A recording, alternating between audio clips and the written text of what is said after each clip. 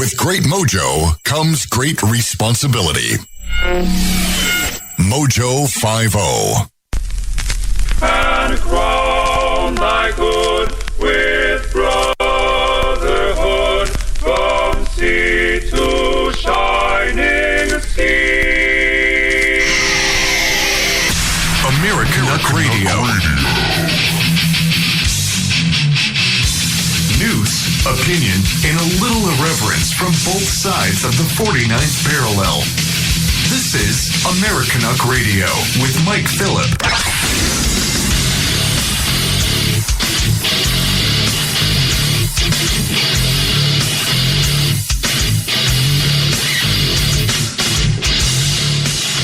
Welcome back to Americanuck Radio. We've got Greg Meakin, Greg freaking Meakin, the freakinest of Meakins, joining us today. He's got a new book coming out. It's already on the clearance shelf right next to Prince Harry and Hillary Rodham Clinton and the greatest American that ever lived, Tiny Tim. That's right, only in America, baby.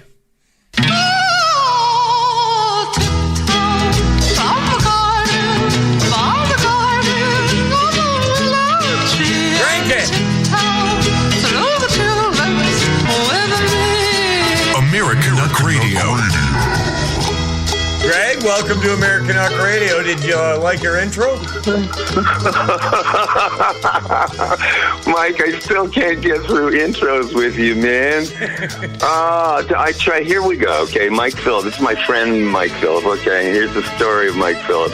I email you this morning, Mike, just to try to do one thing by the book, right? Here's a nice little photo of the cover of my upcoming book, and how about that for a nice thumbnail today? But no, Mike Phillip.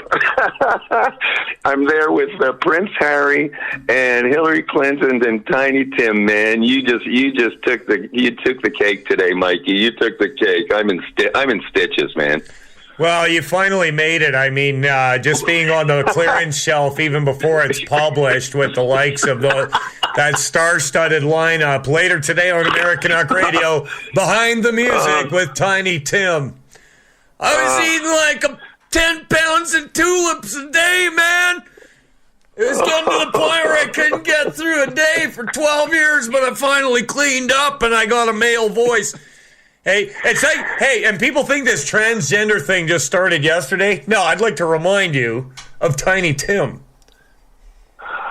Oh, Mike, remember, everybody had this discussion when Klinger came out in MASH, right? Klinger in MASH. It was discussed, and it was a matter of humor and irony and everything else. But once again, no, we got to have guys swimming in swim meets against gals in NCAA competitions. We always take it too far, Mike. We always take it too far. Every single time. Let's go to your intro so that you don't feel put out and start whining about it. Author Greg Meakin nails it. The border catastrophe, gas prices, and runaway inflation, the education mess. Greg sorts it all out and offers Greg's List solutions. Now presenting Dueling-Citizens with Greg Meakin. So today Greg has some brand new AB 51 news, and I have found a very important message from the Galactic Federation, and this is something everybody needs to hear. And this goes into the what will fools not believe? It was on Facebook, so it's got to be true. And also, not only that, but Trump is getting indicted.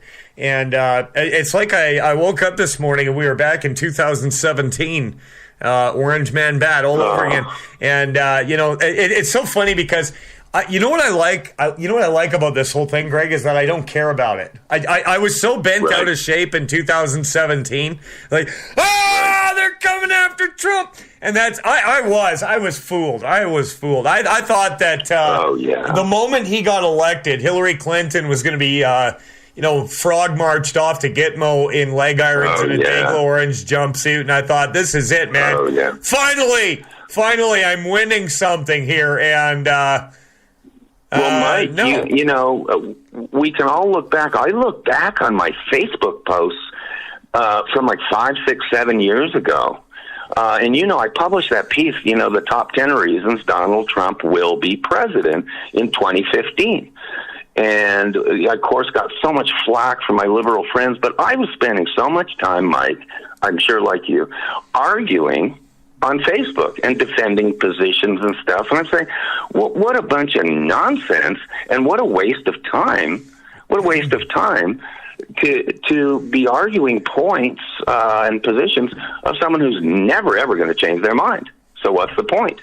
So you came to Jesus on that one, and relieved, just released yourself of that, and so did I. If I post now, if people see my posts on Facebook and stuff, it's not to blabber or to argue back and forth or anything else. It's really just to put out great information for today, for 2023, moving forward, because it's an insane world out there, Mikey. Where do we start? It's an insane world going on.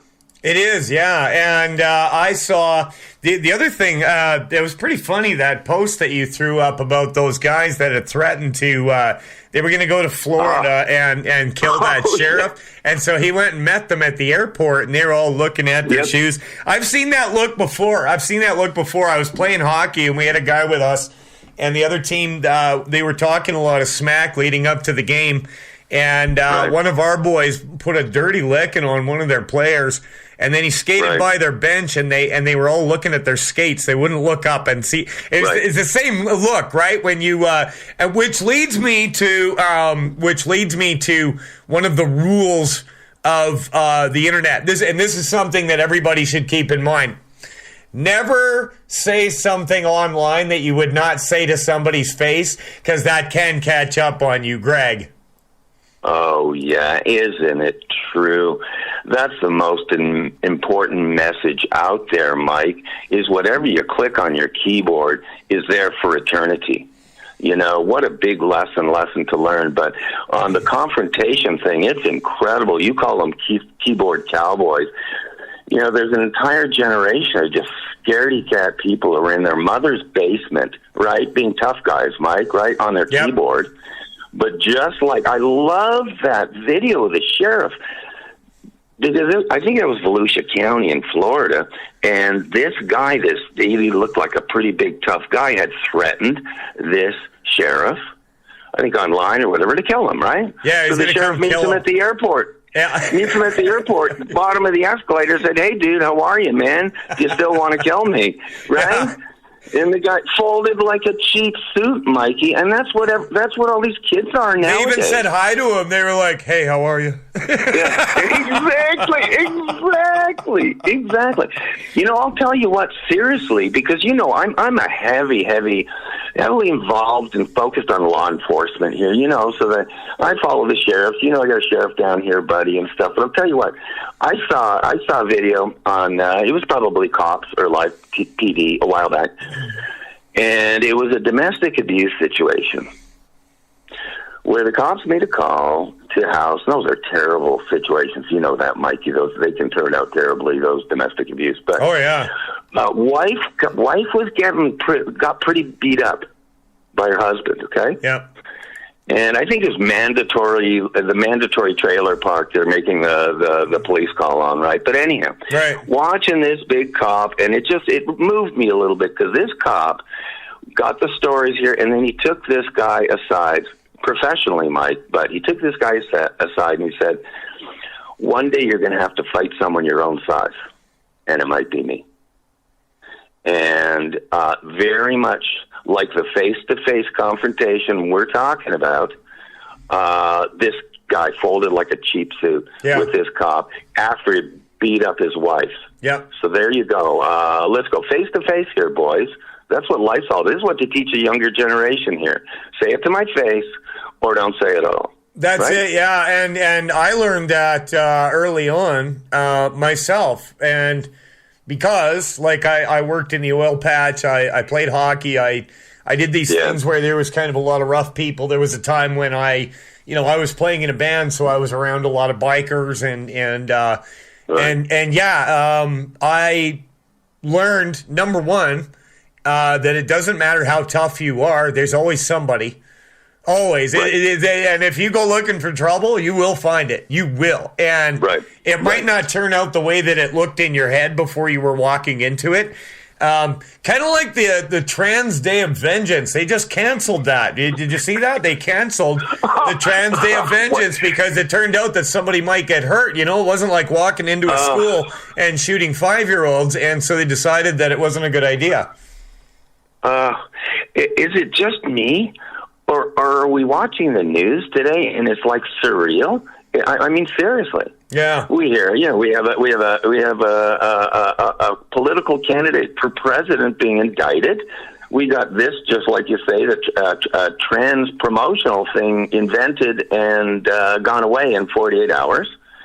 Just craziness, Mike. Yeah. It's just reading through a news feed now or on the internet. It just seems like it's a different world, and maybe it is, but doesn't it seem crazy?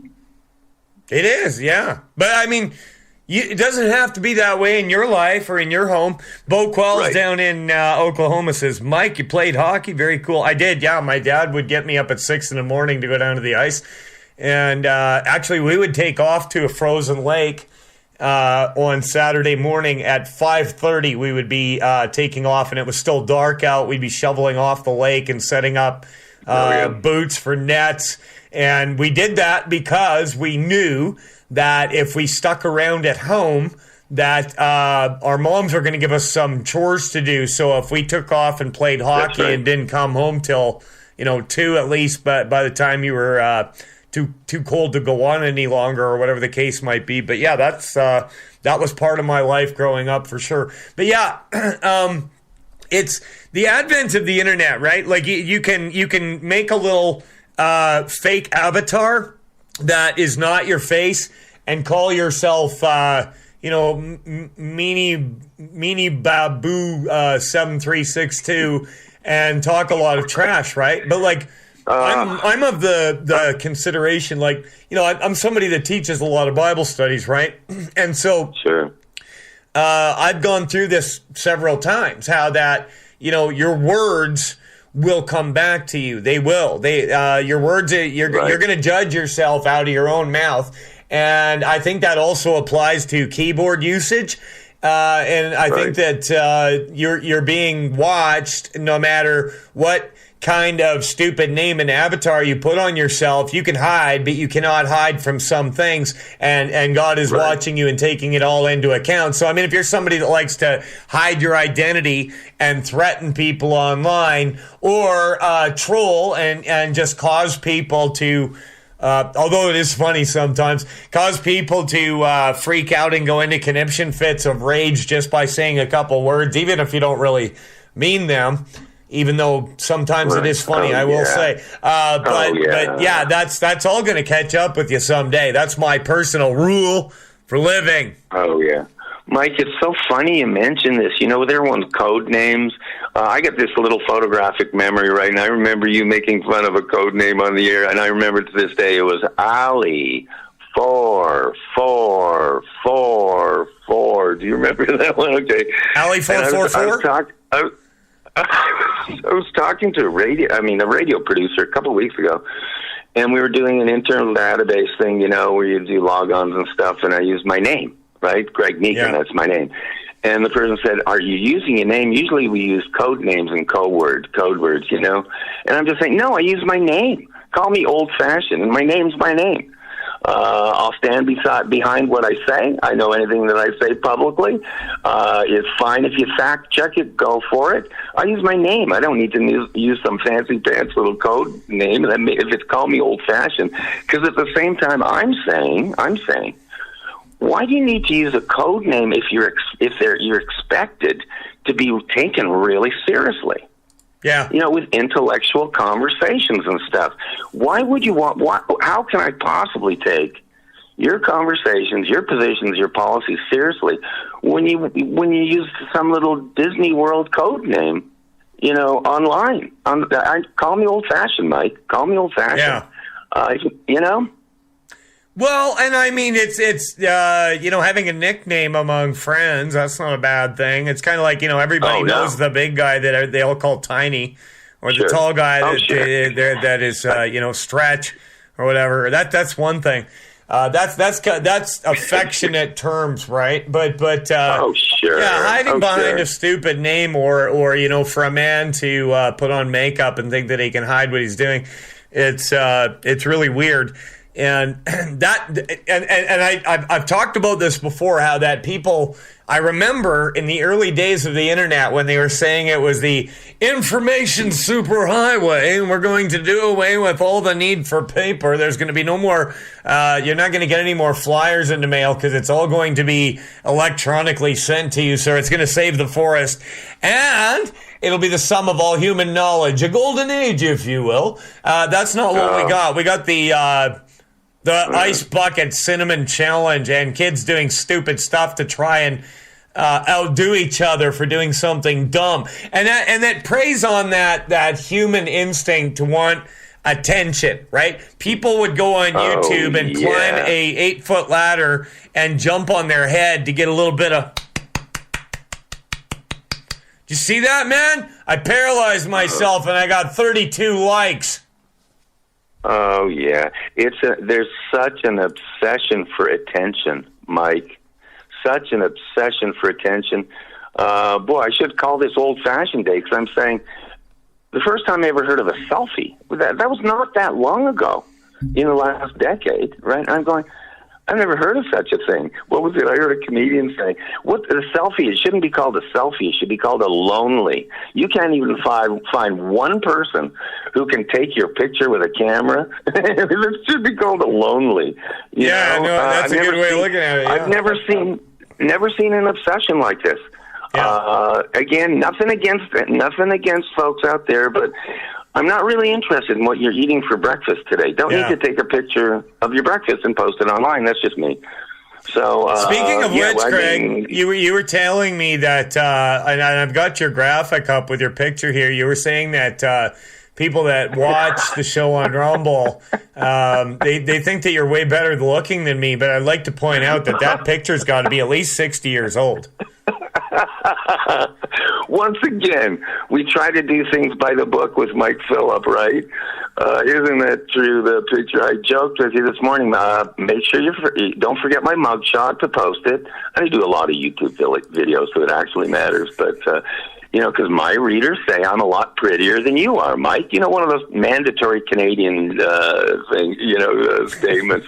How fun, though, man? How fun. Again, no matter what, Fridays is the time to relax, to have a few laughs, and we'll talk serious issues too, but it is a time just kind of kick back and get ready for a good weekend ahead of us, get ready for a good weekend ahead of us. Yeah, I kind of do want to go over some headlines today because I rarely do it, and I I do Bible studies just about every day, and I preach on Sundays. Sometimes it's good to kick back and look at the news just because most of it's so dumb and it makes me laugh. And like I mentioned earlier, I'm not angry about it. I just don't care. I don't like the fact that people are taking their kids to get castrated. Don't get me wrong. But I don't dwell there in my head and think about it all the time. I used to listen to these Patriot radio shows, and what they do is they talk about it every day. Yeah.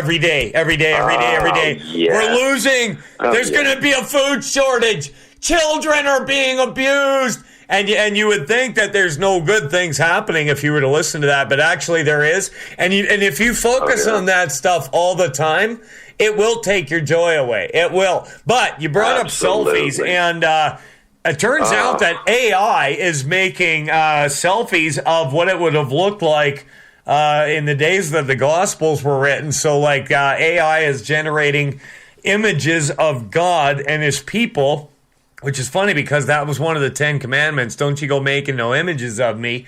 And it's like they're out to break every single rule that they can, but that's the world that we live in, Greg. They're making selfies about biblical figures? Yes. What was that? AI generated. Yeah, yeah. Like the prophet Jeremiah, if he had an iPhone, he would have been sitting around taking, he would have taken 50 pictures of himself in order to put the best one online. The thing that Elon Musk said about AI, because mandatorily, if you just want to know something about the world, either talk to Elon Musk or Jordan Peterson kind of thing. See, Elon Musk, they asked him about AI. Yeah. And I think the video's still on YouTube. He's got so much stuff out there on him now. But, and I listen intently to everything this kid says. It said AI, no matter what, it's going where it's going, right? It is being developed. It's more developed than anyone knows already. Again, I'm not going to quote him. I'm paraphrasing. But what he said, and he was really concerned about it, Mike. This is existential stuff, okay? And I can tell he's really concerned about it. But what he said AI is not the bad guy here. It's that humans are going to use AI as a weapon against other humans. Yeah, but their own ways will come back on their heads. Anything that any kind of weapon that they make to attack me, it's just going to be used on them. And I know this to be the case. Yeah. Not only that, but look, here's the thing. I talk about praying every day, getting filled with the Holy Ghost, right? You don't need AI if you have the voice of God leading you and telling you what to do and revealing mysteries to you. That's way more fun. I've heard of people that have actually committed suicide because they were talked into it by AI. And I think to myself, that's really sad that number one, that you're that lost in the first place that you think you have to go online and it'll get to the point where you won't even know if you're talking to a person anymore or not. And this whole AI thing, that's just like that's almost a good analogy for worshiping the image of the beast, because it's not real. It's an image. It doesn't really exist. And what you said about it being made by humans, that means it's going to degenerate into the most basest of instincts, because that's what we see flesh doing around us, and so that's most likely what it's going to do. Yeah. So get plugged into the Holy Ghost, and you won't have to worry about AI, and you won't even think about it, and you won't worry about Trump. Yeah, it's a consistent message of Mike Filip, right? That's a consistent message. I don't know what I'd do if it didn't have that message. I don't know what I would do if I couldn't step out and just seek peace, seek calm, seek patience outside of this fallen world. One of my dear friend pastors, when I lived in Vancouver, Washington, right across the water from Portland. Dear pastor friend I used to have a friend there. Did you? I did. Yes. I got dumped. The wonderful guy, this was Rick McPherson. He was a godly man. Yep. And he was an ex-hockey player. Actually, he's ex-junior A hockey player from Toronto, oddly. I meet him in Vancouver, Washington, of course, There's no coincidences. But I took him aside once, and after the service, I said, Pastor, I'm having a hard time here. It was during a tough time in my life. I'm having a hard time because the world is just falling down around me. I'm really having a hard time with it. And again, kind of taking on the worries of the world, and you have a family, and you're going through struggling times, whatever. And he just took me aside. He said, Greg, we live in a fallen world. There's nothing we can do about it. The only thing we can do is how we deal with it and whether we look to God and Christ or not. That's it. And honestly, I'm guessing that was 18, 20 years ago, Mike. But it changed my view, just like it did with you when you released yourself from the anger and the worrying about it every day. Because you get into it, it just feels gross inside you. It feels gross inside me when I start arguing with the TV and talking heads because I'm upset with what they're saying. You know what I mean? Yeah, I know. It's the same thing over and over again. A lot of these super red pill conservative patriot channels, Sure. You know, it's like you could predict it like with an egg timer that twice a week they're going to get outraged over something that was said by Joy Behar on The View. And it's like, what did you expect? You were going to agree with her suddenly? You thought that somehow it was going to get better? And this is what it comes down to, okay? You have amongst the MAGA crowd or whatever you want to call it, and then the liberal crowd or whatever you want to call it, they need each other. They do. They promote each other. They really do. Because, like, when I used to go down that road every single day, I was looking for things to talk about, and you had to be more outrageous every day, right? You had to be more outrageous every day, where you were, whether it was like a train derailed somewhere, and obviously this is an attack. We're under attack. It's asymmetrical warfare, right? But the fact is that there's, I think, like 2 or 3 train derailments just about every day or something across the United States. And you've got to see, like, you've got to frame the world through that. And then all of a sudden, here you are, you've got the truth, and you're so full of freedom-minded. But what you're doing is complaining about something that Chris Cuomo said on CNN, and then going over to and now Klaus Schwab just said this, and now, oh my, did you hear what Justin Trudeau said? And it's like, what did you expect? I know. You thought maybe this time we were going to agree, but you got to keep throwing coal into the boiler that keeps your anger going, because you need to feed it. Ah! And we've talked about this, Mike. There's no correlation between what's going on in Washington, D.C. and Ottawa. It's just the circle of people talking amongst themselves, and this is where these daily spats are coming from on social media. These are the people you're talking about. And there's no correlation between that world.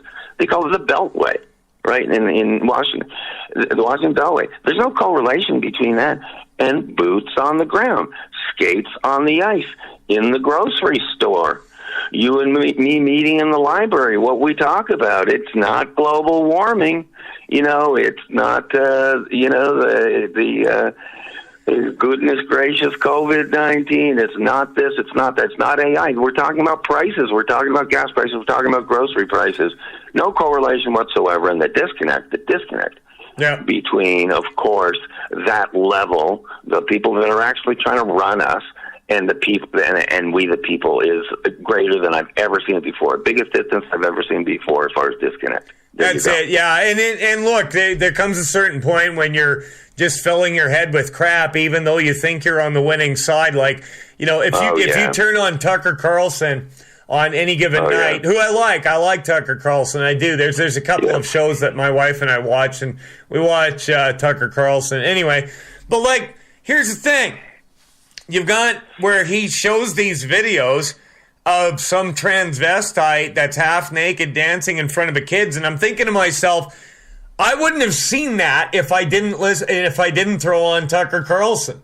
And you have a lot of people that look, the Bible says, whatsoever things are holy, whatsoever things are true, think on these things, right? But a lot of people think that living for God means filling your head with what the left is doing. And, I mean, we're supposed to reprove the works of darkness, but we're also not supposed to sit and spoon-feed it into your brain every day in the name of being on the right side of things. I think that's a mistake, too. We got to go to our commercial break for our sponsors at the radio station. And, well, it felt good to get that off my chest, I'm telling you. We'll be back now after this with Greg freaking Meakin on Mojo-50 WBN 324, the Stu Peters Network on Rumble.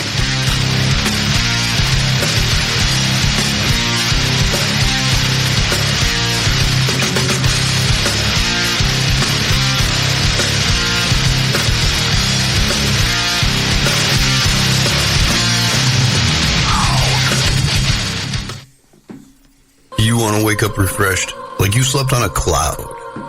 Get yourself the very best in bedding supplies today. You deserve it. Go to MyPillow.com. And don't forget our very special promo code, MOJO50, for incredible savings. At Meakin Designs, we're more than just a laser engraving and specialty design company. Much more.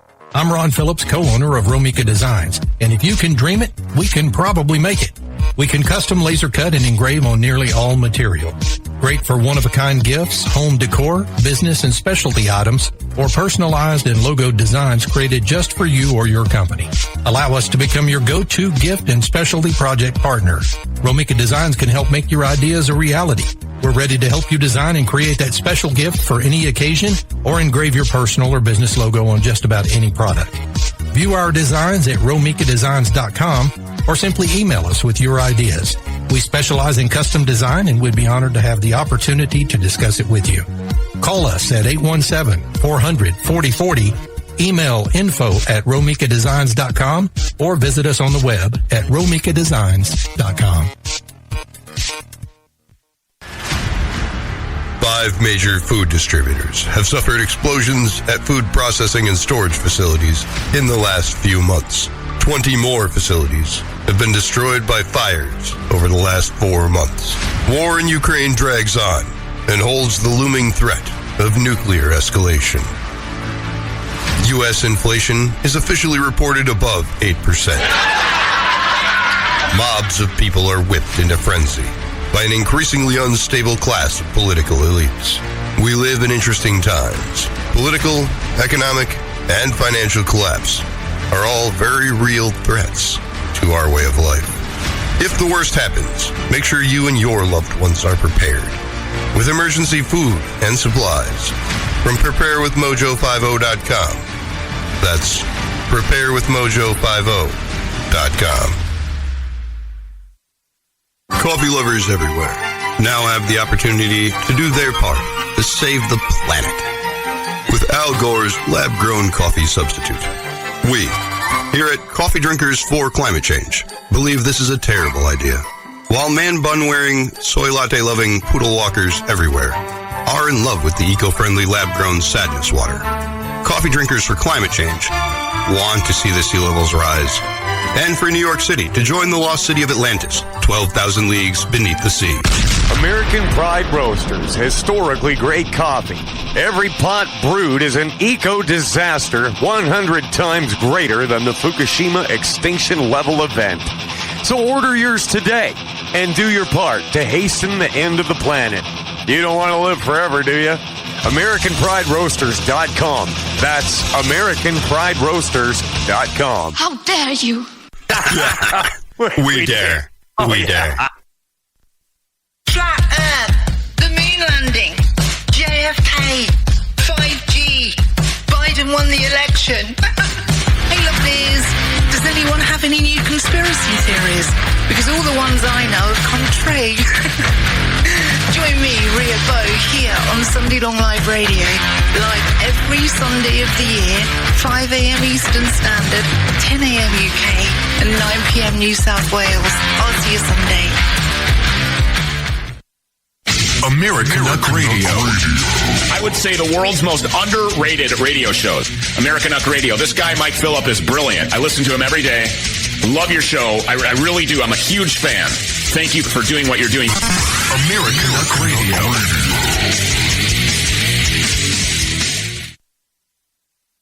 Well, I'm gonna walking on the stairs, 'cause I know my Jesus answers all my prayers. Well, I know when he calls me to my home on high, I'll walk them golden stairs when I die. Americanuck Radio.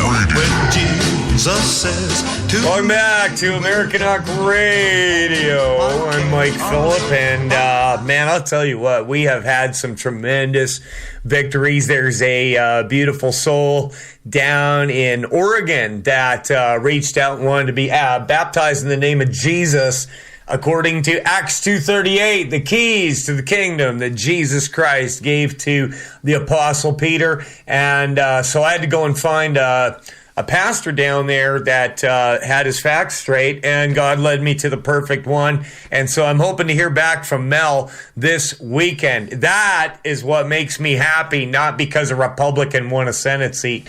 You know what we haven't done in a very long time here, Greg? I've got these cool old gags that we used to make. And we had a answering machine one where we would check the answering machine for the Americanuck Radio call-in line. Should we check the answering machine, Greg? Yeah. Let's throw on the answering machine. See how much people can't stand me. Sure. All right, here we go. Sometimes I miss the old radio days. Americanuck Radio. You have 4 new messages. First message. Americanuck Radio? What the hell kind of radio show is that? It sucks. And that Mike Phillips, where the heck did you get him from? Message deleted. Next message. Mike Phillip, Americanuck Radio. Who the hell's Mike Phillip and what the heck's an Americanuck? I've heard of African Americans, Italian Americans, and French Americans. Americanuck. You Canadians, y'all backwards up there. That's kind of mean. What the hell's wrong with you people anyway? Down up there telling us what we should do down here and stuff like that. You just take your Americanuck and you know where you can put it. Message deleted. Next message. Hello. Mike Phillip is all the proof you need that drinking American beer makes you stupid. Mike's a traitor to the Queen and to Canada. Canadians hate Americanuck Radio. We don't have a constitution in Canada like the United States, and thank God, because too much freedom is anti-democratic. Too much free speech, that only oppresses the intelligent ideas. And you don't need a Second Amendment when you're a good person. If everyone was a good person, we'd have no need for guns at all. Americanuck Radio is nothing but shameful. Bye. Message deleted. Next message. Hello, this is a message for Philip, as the Americanuck Radio guy. You know, you don't represent the Asian people in a positive light. You don't understand what it's like to see an Asian person. Not all Asian is the same, but you know, the white North American people like you're too much white supremacist. I don't understand why you think you're so good. Everything in your country come from China, okay? Even if it's not from China, it's gonna come from South Korea, okay? Maybe Taiwan. You think you're so good. I don't understand. I don't like your radio show anymore, okay? Message deleted. You have no new messages. Goodbye. Well, there we have it. People are not happy with the show. That's fine. You know, I think it's more about me than anything. Southern Ohio Jack Hole over in the Americanuck Radio rebooted chat room on MeWe says, the happiest people I've met don't care about politics every day, but pray every day. Those are the people I like to be around. Yeah, and that's what I tell people. You got to shut the door, get alone with God, and pray to the Holy Spirit of Jesus Christ every day. And if you do that, you will see things change around you. You will. It'll happen. And I tell people, look, if you can't make it 20 minutes, okay, try to. If you can't and you only make it 5 or 10, what you'll be doing is building your inner man and disciplining yourself to pray every day. And even if you only make it 5 or 10 the first little while, God will hear you. He will honor that, and he'll lead you in the right path for your life. Greg. Were those real voicemails? Those are real voicemails, right? No, they were completely made up. I had 4 different people for different voiceovers, and we decided that they were going to come up with a gag for voicemails, and so they recorded it, sent it to our producer. He put the bed music on the intro and outro and the voicemail. Look, that's what radio stations always did, and that's what we used to be. It was fun. It was fun. That's fun stuff. Right. My favorite line in there was, drinking American beer is stupid. No, that was actually my father-in-law. He said Mike Phillip is good proof that drinking American beer makes you stupid, and which is funny because I don't drink American beer. And he also said, you know, we don't need a Second Amendment because if there were more good people, there'd be no need for guns at all. And it's funny because he's like raging conservative, right? Like he hates liberalism and in all its forms. It was just a fun way to come up with a dumb soundbite for, and that's what we used to do. Is kind of like morning zoo style shock jock radio. The fun, radio was fun. That's why people tuned in. That's why I tuned in. I mean, Mike, I started in the 60s and 70s. Remember the little tiny transistor radio that you put the little earpiece in, and and that was fun stuff. And we'd listen to our shock jock, favorite shock jocks. There's a guy in Montreal, a sports guy named Ted Tevan, Tevian, rest his soul. All the guys would tune into this guy every afternoon because he would talk sports, but he's fun. He did fun stuff like that.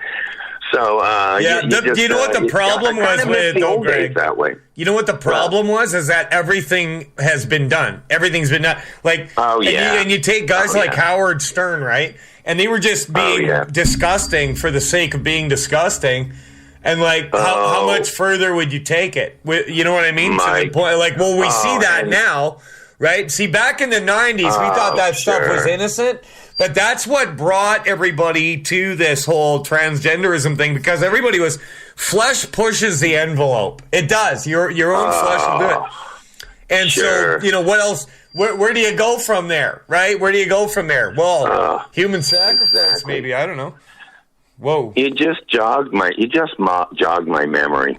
That's scary when that happens, Mike, but you jogged my memory. There was a jock. He was the morning drive jock in Montreal. His name was Ralph Lockwood. He was called Ralph How's Your Bird Lockwood. Okay, and that was his name. But what he did, do you remember, this would be, you would have been a little guy. Kermit the Frog. Did you get this, Mike? Kermit the Frog, the song Rainbow Connection. Do you ever remember that? Yeah, I went to the movie. It went to the top. It was the top of the top 40, and it was a puppet. It was a sock, right? Kermit the Frog. So and that's why we have... Okay, but... All right, I'll let you finish, and then I want to add to this. Oh, dude, please don't forget that thought you're on, because Ralph Lockwood, this was famous back then. What he did in Montreal, and he was like a 6 a.m., 7 a.m. guy. He was protesting the fact that a puppet could make the top 40, right? And so what he did, he locked himself in his studio, Mike. He locked him, just like the old Howard Stern days, he locked himself in his studio. And I remember this. I got up at 6 o'clock in the morning, and he played Rainbow Connection by Kermit the Frog, right?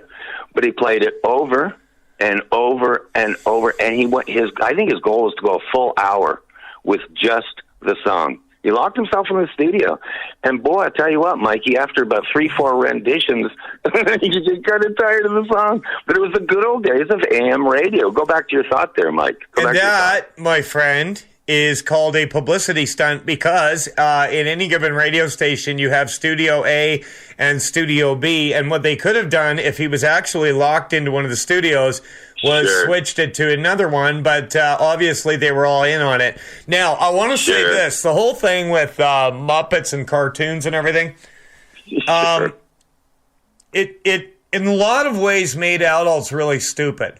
It did, because if you look at during the fake pandemic, what they were doing was bringing Big Bird and Elmo onto MSNBC to say, get your shot. And people... What they were doing was they were playing on adults' childhood affinity to a puppet. And so, we have a lot of adults that are in kind of an arrested state of development where they have the body of an adult, but they have the mind of a 4-year-old because of it. Right.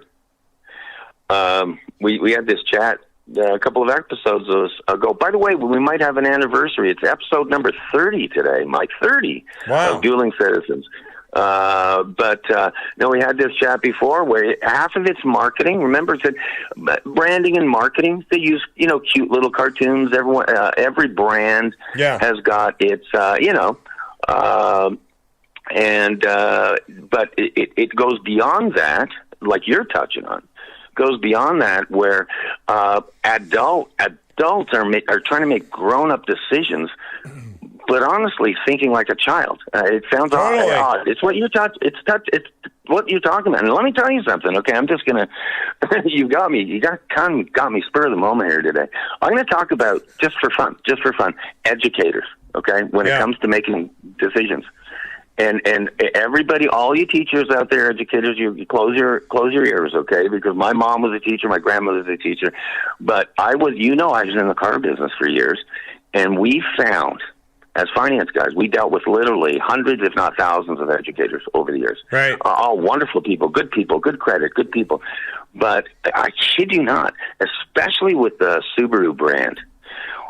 We looked ourselves at each other as sales managers and stuff when we said, educators, teachers, they have a real problem with making big grown-up decisions. and I mean it. It's like to spend. And this more was than like when? How long ago was this? Oh, I'm not kidding you. I swear, this is a true story. How long ago? This goes back to the 80s, 90s, all the way through. I just kid you not. I apologize to every teacher out there, but you just the yes or no answer. Would you like to go ahead and do this today? Really, really had a real struggle with it, Mike. I just mean it. I don't know if it was the overthinking things or the lack of commitment. It's a broad brushstroke to teachers. There's other professions, engineers were tough, blah, blah.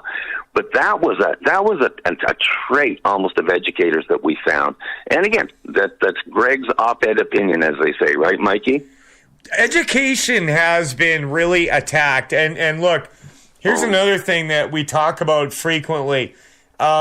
Just knowing things, right? You had that whole campaign, The More You Know, right? Just having raw knowledge without any kind of ethics or without having the Spirit of God guiding you. What it does is it creates an intellectual barbarian, right? It's the whole old rule. Just because you can doesn't mean you should, right? So let me give you an example. An educated barbarian has the intelligence to create a weapon that you can hit a button and wipe out 10,000 people on the other side of the world, right? But how is that any different from somebody that just goes to the cave next door and whomps somebody on the head? It's not. See, and so education without love, without concern, without love thy neighbor, right? It just raw knowledge does not benefit anybody. And I've known people that they get wrapped up in some factoid. They get wrapped up in it to where it becomes their whole identity. I've known people that get into the flat earth theory, okay? Let's take that as an example. Where they make that so much a part, and not all of them, not everybody, but I've noticed a trait here, like you did with teachers back in the 80s, to where they've got to convince you, and they get all wild-eyed, and you know it's coming, right? Because it's that look on the face, right? Did you know that NASA has lied to you? And I'm like, oh, really? That's a big revelation. NASA lied about something? No kidding, right? But then they've got to... It's a thing where they feel foolish if you don't believe them, so they feel like they're on a mission to make you believe it. Do you know what I'm talking about?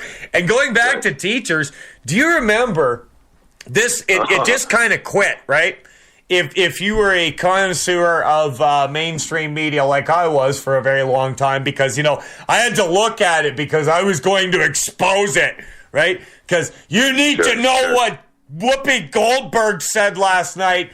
The Grammys are satanic. Right? Anyway, because nobody would have known because nobody watches it if we weren't all talking about it. But do you remember just a few years ago when, every other day there was a story of a teacher that was 21 that was going to jail for having some kind of relations with somebody that was 16, and it was every other day there was a headline about that, and then all of a sudden it stopped and it shifted to, well, look at where we are today. Boy, I tell you, Mike, that was a really weird time when all those teachers got, quote, exposed, pardon the pun. Mary Kay Letourneau started it. mandatory has to start in the Seattle area, right? Everything crazy starts in Seattle. But remember, she had it was a big deal where she had a full-blown relationship. And she ended up marrying and having 2 kids with the guy. Did you ever follow that story up there in Canada? No. It was it literally was the epitome of this silly relationship. She went to jail for a long time. She still married the guy.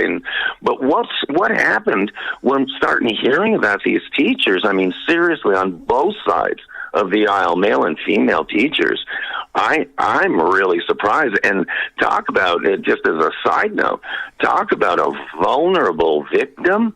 Mike, a vulnerable victim is a teenage boy who's, 12, 13, 14, 15 years old. They'll do anything, Mike. They'll do anything. Yeah, but what about their upbringing? What about their upbringing? Amen. Listen, how come they weren't afraid of hell? Well, they should have been scared of going to hell. That would have stopped it. Sure. I'm not joking. Oh, I know. It all comes full circle. The nonsense started in the campuses in the 1960s. Okay, it all comes full circle, and then all these crazy ideas came out. Right. The only issue I have, and we talk education and stuff, and education people, the only issue I have with kind of talking to the educated folks out there, usually have multi-college degrees. I've kind of like I was talking about teachers a little bit earlier.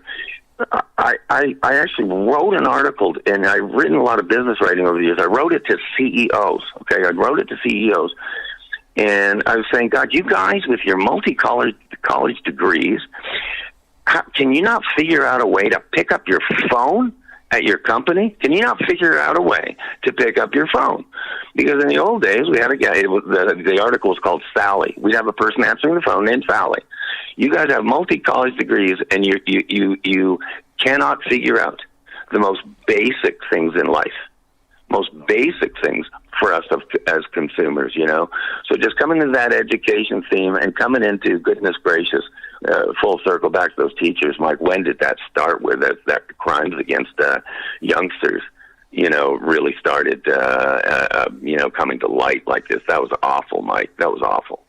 It was awful, yeah, but I mean, it's been happening for a very long time. It didn't just start. I mean, wherever there's human beings, that's where it's going to degrade into. It's just going to.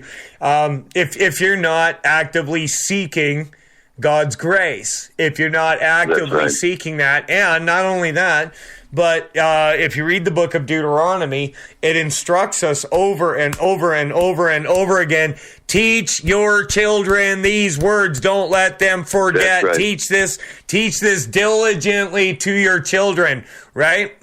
Well, I think that if we got back to that as a society, right, the people in my church do, I think that a lot of that would be avoided. And it can be today for you. But, the fact is, people aren't teaching these things to their kids. And this world is full of predators and traps. And if you don't teach these things to your kids, they're going to walk into a pit. They're going to walk into a trap. They're going to, you know what I mean? All this stuff about fentanyl and overdoses coming across the border. Well, you better teach your kids about these things and have them in church, get them filled with the Holy Ghost, because even if the border wasn't open and there wasn't fentanyl, there would be something out there that would be seeking to destroy and enslave them even without that. So, I mean, drain your own swamp. It starts at home. If you don't teach these things to your kids and get yourself right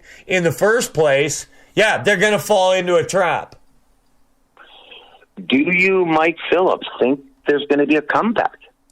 I get asked every day. There could be. There could be. Or can we even fix this mess? Titled my next book. Maybe. What do you think? Because there's a big push, like you talking about. You're pushing back. I'm pushing back. Podcast platforms are pushing back. Charlie Kirk with a younger generation down here is pushing back. Gen Z and even alphas are under younger than 15 years old. They're getting more than one point of view now because of social media, because of the internet, because of social media. Do you think that's going to be enough, Mike Phillip? Do you think? I think there's going to have to be repentance, and I think that it'll have to be granted, to be quite honest, and I think that we need to get back to one God apostolic doctrine, Acts 2:38. And here's the thing. Look, even if society doesn't come back, okay, even if it let's say America is destroyed, it doesn't matter if you're right with God. Okay? During those lockdowns, that was one of the best times of my life. Like that we had a move of the Holy Ghost here, and that's when this church started. And before the lockdowns, actually, I was quite miserable during the good old days when there was lots of money flying around. And I was happier living for God and seeing him do miracles and seeing Jesus move on people during a time when society, it looked quite bad. But there can be light in your house in the land of Goshen, even when Egypt is going through plagues. I've got to go to we have to go to a network break, Greg, because the radio station slot, they got to go to network news and station identification and things like that. So if you're watching us on Rumble for the first time, we're taking kind of a light day today. A lot of times we get into some deep Bible study. And if you want greater understanding when you're reading the Word of God, which you should be doing every day anyway, you can go back and listen to past episodes. Today I've got Greg on. That means I'm kind of goofing off a little bit. You're a bad influence, Greg. All right. So we're gonna go to our network break. Everybody go get a coffee or something. We'll be back on Mojo-50 Radio and WBN 324 right after this. If my music would work. This is the seditious, rabble-rousing, liberty-loving, home of fun, entertaining, and compelling talk. Mojo-50. News this hour from townhall.com. I'm Keith Peters reporting. Police in Nashville have released about 2 minutes of edited surveillance video from the scene of Monday's deadly school shooting. Correspondent Rita Foley with what's on that video. The video shows the shooter's car driving up to the school. Children can be seen playing on swings in the background. Then an interior view shows glass doors to the school being shot out and the attacker ducking through one of the shattered doors. The shooter walks through a school corridor holding a gun with a long barrel and goes into a room labeled church office, then comes back out. In the final part of the footage, the shooter can be seen walking down another long corridor with the gun drawn. The person is not seen interacting with anyone else on the video, and the footage has no sound. I'm Rita Foley. Senate Republican leader Mitch McConnell is pouring cold water on a proposal to end the use of force authorization that allowed the U.S. to invade Iraq. Bob Agnew reports from Capitol Hill. A bill that would revoke separate authorizations, one for Kuwait, the other Iraq, is gaining support from both parties and in both chambers of Congress. Senator McConnell is not among the supporters. In a statement Tuesday, the GOP leader said, quote, "Our terrorist enemies aren't sunsetting their war against us, and when we deploy our service members in harm's way, we need to supply them with all the support and legal authorities that we can." McConnell has also raised concerns about Iran's growing presence in Iraq. Bob Agnew, Capitol Hill. A federal judge ruled that former Vice President Mike Pence will have to testify before a grand jury probing efforts by President Trump and his allies to change the results of the 2020 election. According to sources, Mr. Pence would not have to answer questions about his actions on January 6, 2021. On Wall Street, the Dow down by 37 points, the Nasdaq dropped 52, the S&P lower by 6. More at townhall.com. We remind all of our listeners that the views and opinions of the show hosts and guests appearing on Mojo-50 Radio are their own and do not necessarily reflect those of Cuddle Me Buff LLC, its owners and partners, or this network. Thank you for listening to Mojo-50 Radio. I'll bet you've noticed there are food shortages happening just about everywhere.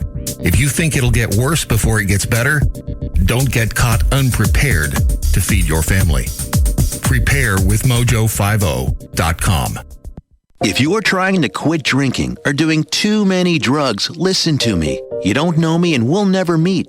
I had a problem like you once. I drank and used to party a little too much till it got out of control and almost ruined my life. I realized I needed help to fix my problem before it totally destroyed me. If you've tried to fix your drinking and drug problem and you know you can't do it alone, you need to call the National Treatment Advisors. They'll immerse you into a 30-day program to replace your old habits with new habits and totally change your life. And if you have PPO private health insurance, the entire program may be covered. Fix your problem right now before it gets any worse. Get clean. Call now and learn more. 877-247-1581.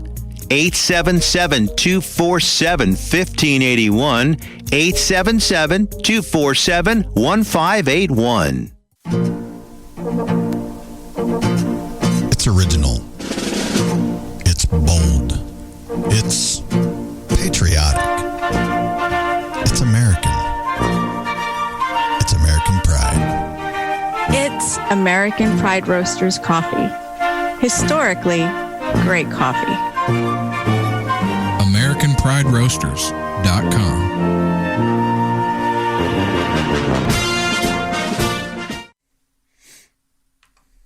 With great mojo comes great responsibility. Mojo-50. And crown thy good with brotherhood from sea to shining sea. Americanuck Radio. News, opinion, and a little irreverence from both sides of the 49th parallel. This is Americanuck Radio with Mike Filip.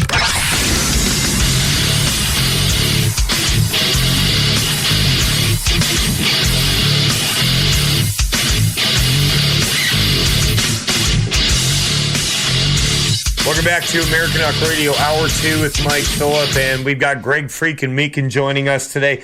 That was your son that did the cover for your new book, Greg? Carson Meakin, or as I call him, Carson freaking Meakin, right, Mike? Yeah. Brilliant artist, seriously. He did the first cover, did the second cover. They're both themed. There's going to be more down the road. But he's absolutely brilliant. Anyone who honestly gets a close-up of that cover, they think it's great. I mean, you have the first book in your hand, Mike. It's just cool. It's flat cool. So hats off, kudos to my son, Carson Meakin. You can find him on Facebook, the internet, and stuff. He does that. He's a brilliant, tattoo artist. That's his profession now. That's how he makes his dough. Really tough for artists and musicians and actors and radio guys and authors to monetize their craft, like I wrote in the book. And Carson did it. Still a struggling artist kind of guy, but I want to tell you, you're going to hear more of him. I assure you, his artwork is that good. His artwork is that good. And you can attest to that, Mikey. Yeah, he's very good. He's a talented boy, and sounds like his daddy is very proud of him. Did you get, you kind of got that, did you? I did. I'm so proud of him. I'm telling you what, life is short, right, Mike? Mm-hmm. Yeah. Every day. I know it's cliche, people hear it all the time, but one of my honest, and my sons, I have three boys, as you know. My son Tanner just turned 43. I got twin boys who are 33. I'm still worn out from raising them, as I always say. But, I have this thing in life, seriously, Mike. If there's anything I just want to share with you is, and this story's been around a little bit, but, if I died today, and it's more realistic than ever every day, right? But I've lost so many family and so many friends in this past decade or so. And if I die today, will I be okay with that? Were there any bridges that needed to be, mended? Were there, families, issues, blah, blah? And, I say, no, not at all. Not at all. I'm good. I just want to make sure I wasn't shortchanged in life. I didn't want to make sure, and I just say, okay, I got the greatest wife in the world ever, guaranteed. I have three awesome kids. They pursue their own gift, their own life. I raised them funny as libertarian kids. Seriously, Mike. Where you say, okay, personal responsibility, And here, Tanner is now an executive corporate chef, director of culinary for a large corporation in Tulsa. Carson, as I say, my artist, my wonderful tattoo artist kid, and Colton is my car boy. He's my finance guy in the car business up in Seattle. And they're all just, you know what, Mike, they're just nice guys. They're nice kids. They respect their elders. They don't return their phone calls, but that's another conversation, right? So thank you, honestly, thank you for giving me the opportunity just to talk about them. I'm just a very blessed guy, and I know you are, Mikey. I know you're a blessed guy. Well, it's been fascinating. Next time you should bring a photo album so we can look at old pictures of their birthdays. There you go. There you go.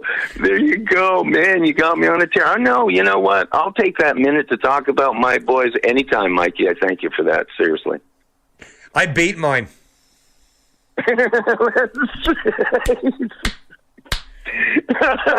That's why they're so well behaved now. Don't get me started on that humor too. That's that Canadian humor thing. That's fun. That's fun stuff, man. That's fun stuff. So I have Benjamin Ebel, our mutual friend, created a Facebook account for me. Right. And otherwise I would never be on it. But people, and it's Thomas Jefferson Eagle. He called me Thomas Jefferson Eagle. So if you ever see Thomas Jefferson Eagle on Facebook, and those of you all 10 of you who still look at it, that's me, right?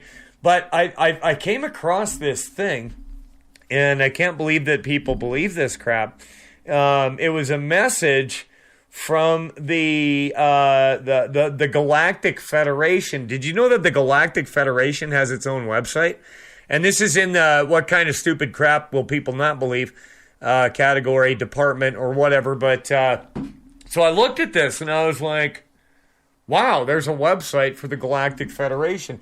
People are so hungry for hope that they'll put it in stupid lies. You know what I mean? Whether it's some yogi somewhere or the Pope or right. But so I see this and I go to their website. And I feel sorry for these people. I really do, actually, because I know what they're looking for. I know what they are looking for. They want peace. They want joy. They want fulfillment, right?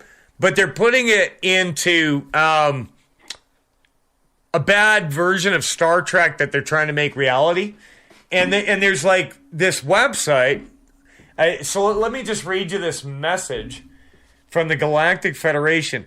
From now on, we can openly interact with the people of this planet. Oh, that's great. Yep, we finally made it, right? There's enough trannies now that they can finally talk to us. It is true that we have been helping you secretly for a long time. Well, thanks.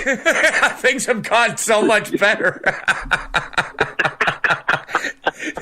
They probably helped Joe Biden get elected. It's true. We've been secretly helping you for a long time, but now it's time to let you know that your prayers have been answered. There's been people praying to the Galactic Federation. Isn't that funny? You can't. You don't send out a radio signal. You have to pray to get in touch with the Galactic Federation. It's almost like they're copying something. Your prayers have been answered. And the initial contact has been made. Wow, that is fantastic. And they've been helping us for a long time. What a dumb thing to believe.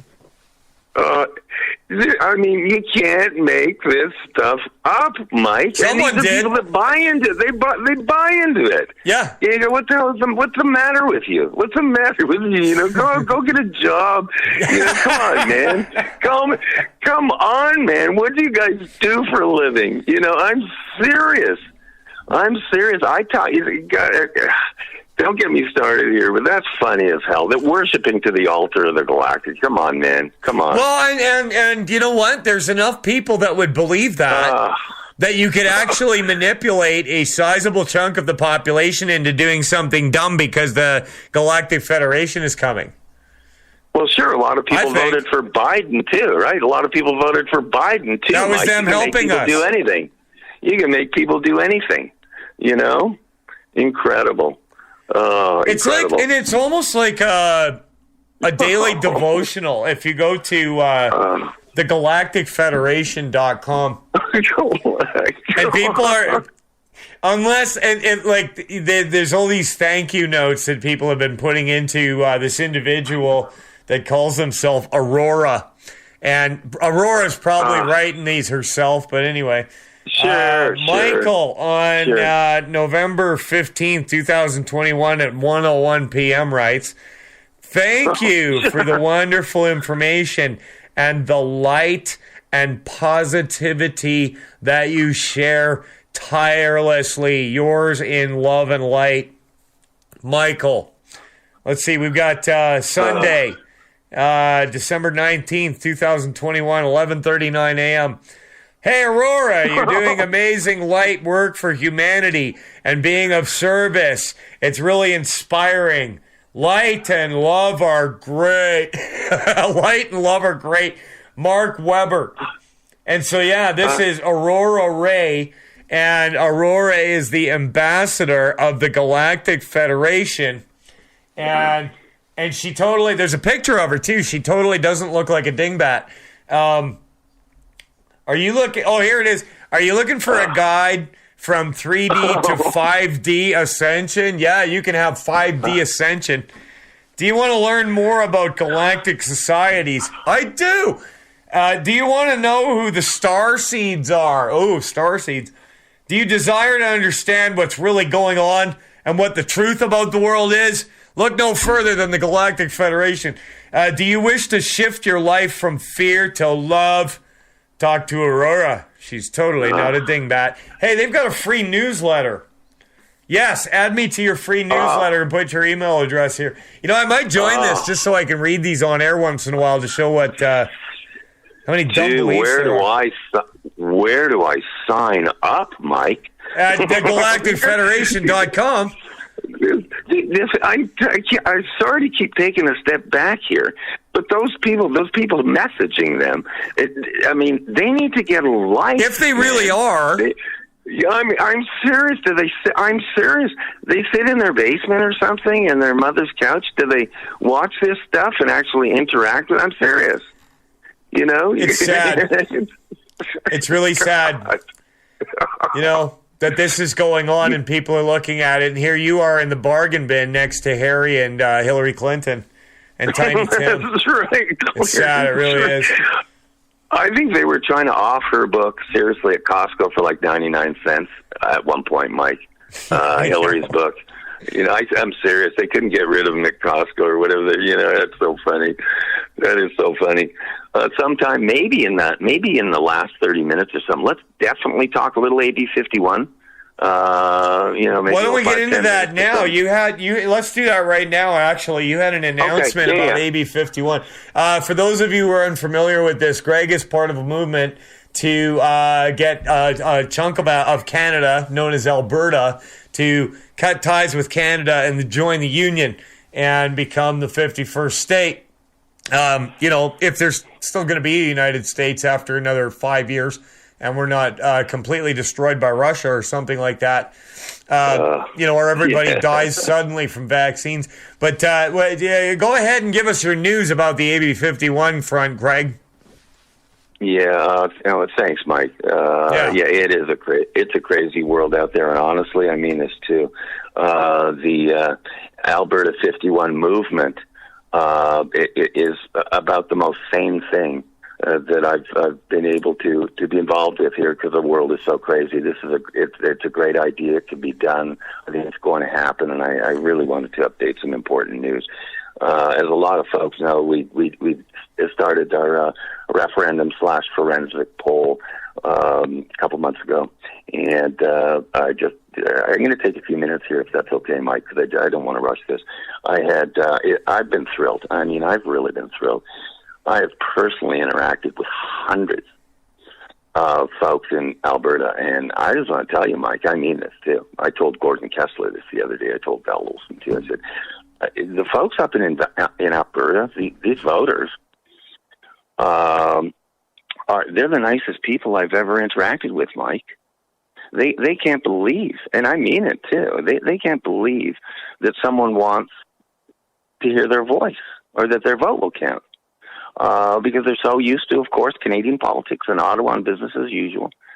So I just want to say from a personal standpoint, you folks out there know who you are. I try to stay in touch with everybody. And the news is this. Of course, the website is alberta51vote.com, alberta51vote.com. There's been things added to the website right on literally the homepage. You can click to vote. It's the easiest thing in the world, and people need to, Mike. They need to vote. But you can vote, but there's also a few other pages on the website that are fun. One that I just posted is really the benefits, the daily, down-to-earth, boots-on-the-ground benefits for folks in Alberta when Alberta becomes 51st state of the United States. You sent me that, and yep. So let's go through the points here. Sure. Can I take a quick second here? And then let's definitely dialogue because the points are really cool. Just want to let folks know we're watching literally every day the incoming votes, and there's basically three categories that we're following. One is the direct votes over the website, of course, and there's a bunch, and for all different cities up in Alberta. But secondly, groups. I'm calling them group pledges. Okay? And then thirdly is election day. You know, anyone can ask Carrie Lake down here how big election day is for voting, because you can get just a slew of votes just on election day. Folks, how's she doing, by the way? She's just fighting it every day. I don't, honestly, Mike, I really don't follow it because, you know, I told you that I'm not into election disputes, and either way, even if you're right, it's too negative for me. So did she quit calling you? Did she quit calling you? She got the restraining order. You know, you're gonna hear her, Carrie Lake, because people don't know. She was a 20-year broadcaster here in Phoenix. Right. Wasn't she with the Fox affiliate? Yep, Fox. Yep. And so she's going to be around, and you never know. She might even be in a cabinet position or something down the road. Honestly, Republicans love her. I adore her. I love her message. I don't like her election dispute, but blah, blah. You know, I would love to see her in a good position. But nonetheless, you know me, I'm a quantifiable guy, and I just want to update this of really a basic number that I came to. I've been watching the obviously the votes come in, and my big thing, because I'm a baby boomer quantifiable person, my question is, okay, how many votes do you think are in the can for June 30th? In the can is what car guys used to use, where, okay, you got a commitment, here we go, the money's changed hands or whatever. And I'm really conservative. You know this, Mike, and thanks for giving me the time here. I really appreciate it. I'm really conservative. If I put out something publicly, I always say, Mike, go ahead and fact check me, right? I don't put stuff out publicly for fun, unlike Democrats, right, in the media.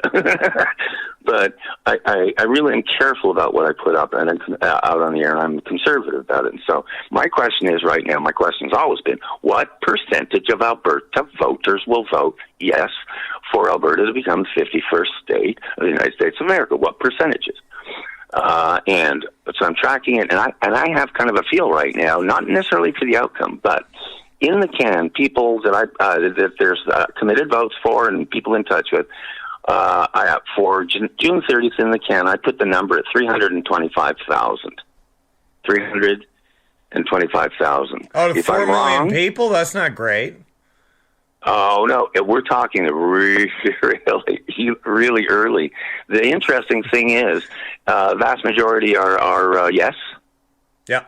That's asked. And what's interesting to me is I'm looking at like May 1st, because remember, elections they move quickly, you know. But I'm putting out May 1st as kind of the start of a ground game for everybody in Alberta. Meaning, do your bumper stickers, do your flyers, whatever. May 1st, because that's 60 days to referendum day, and you don't want to start things too early. You don't want to start things too late. But I'm really looking at May 1st for people to roll that out, because I'll tell you what, I think people are going to be surprised. And my biggest message is that voices are being heard, votes are being counted, and the key message is to go to the website alberta51vote.com and cast your vote. It's easy. You can do it, as we say, from the comfort of your living room, for your favorite chair, your favorite baccarat lounger, as Deb says. Just if you have a cell phone, just vote. You can vote yes, you can vote no, you can vote undecided. We welcome everybody, and that's my main message of the day. But I appreciate that just monologue here, Mike, to update people. Did I hear you say that you were a baby boomer?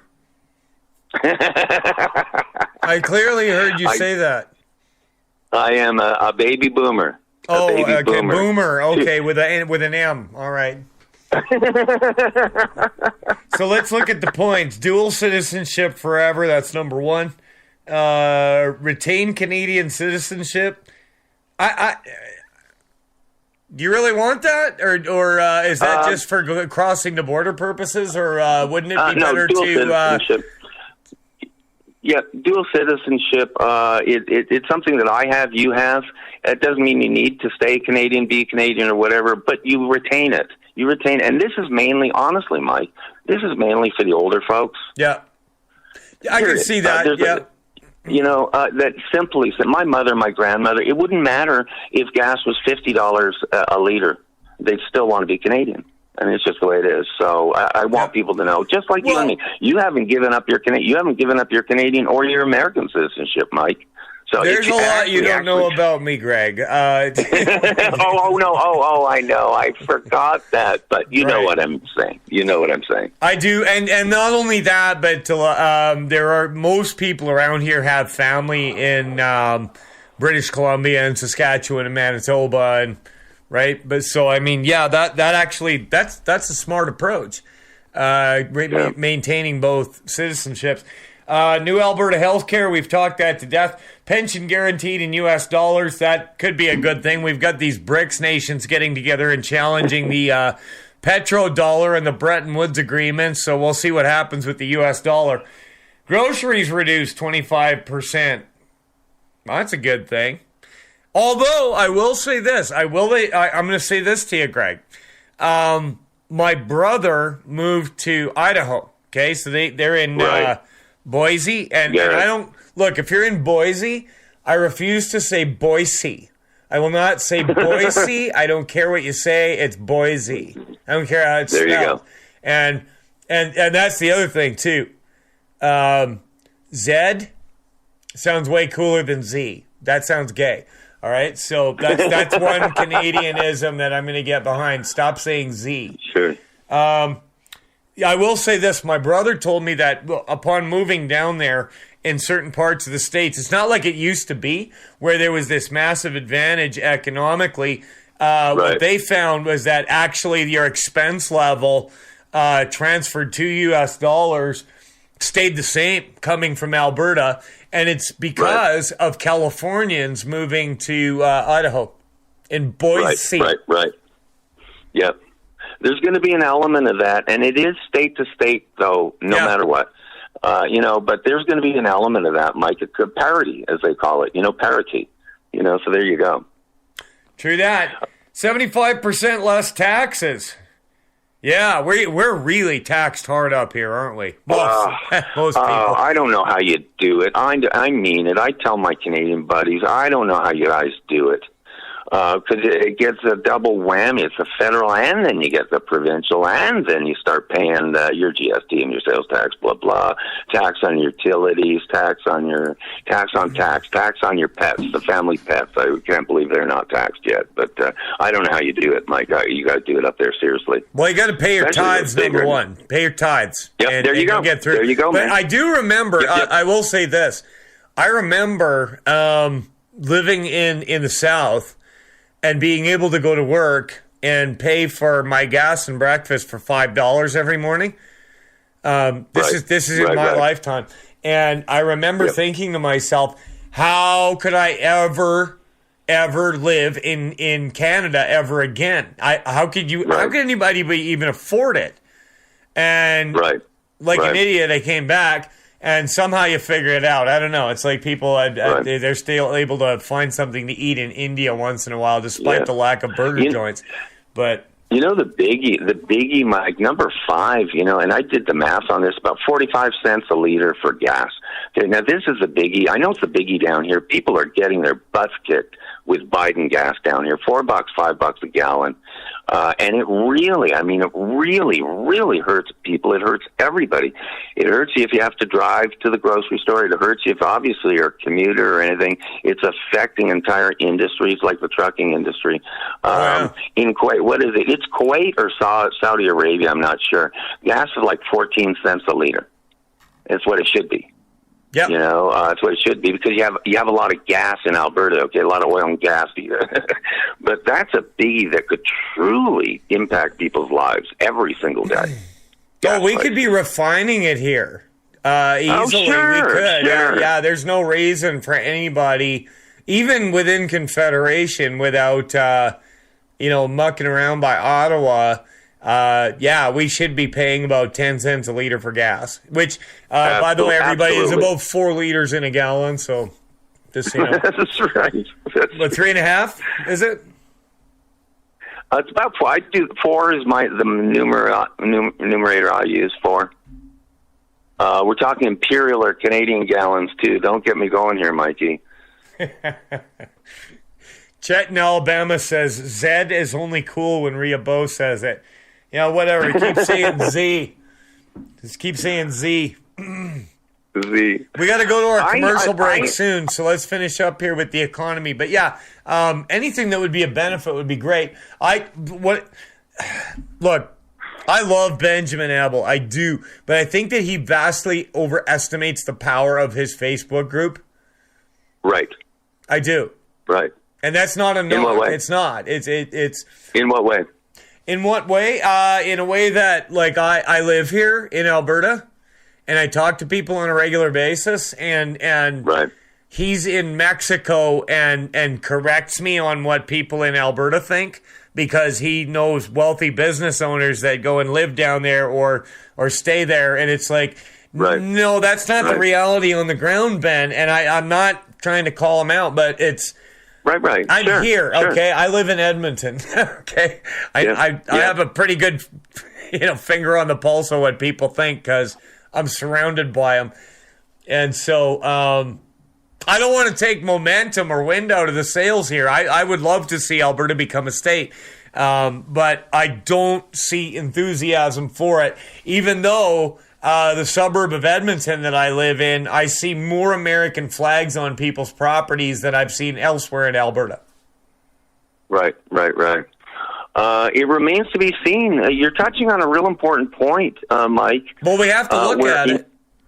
Well, bottom line, whether it's the U.S. or Canada, and I'd probably say especially Canada, 80% of people, honestly, 80% of folks, just in general, don't want to lift a finger to or really get involved in anything, because it's just the way it is. You're right. The way it is. Yes, there is a demographic that does not want to do anything or think about it. Yeah, just let me watch a hockey game and buzz off. Yeah.